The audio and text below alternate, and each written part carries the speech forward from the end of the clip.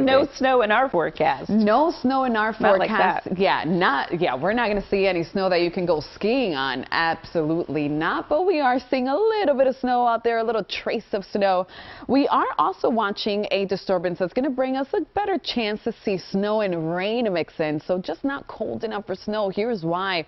Right now we're dealing with a very mild air mass. And today, later today, those temperatures will be climbing to around 50 degrees here in Center City. Now it's cloudy to start, but clouds will be on the mend. We're talking partly cloudy skies by the afternoon, and these above average temperatures will be the name of the game for the rest of this week. Now let's talk about the timing of the storm. We already know that we have that mild air in place, and that's only going to support rain out of the precipitation that will be falling. You can see that some of that rain could be heavy, and the most of the rain that will be falling over the region will be falling Friday night. 9:15 shows the rain over the area. It's all rain, even up in the Poconos.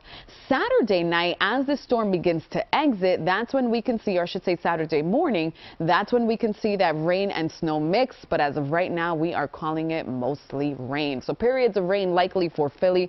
Times of rain and snow points north and west, with very light snow accumulation up in the Poconos. And by very light, I mean less than an inch. So not enough to go snowboarding. Absolutely not. 7-day forecast shows dry conditions through Friday.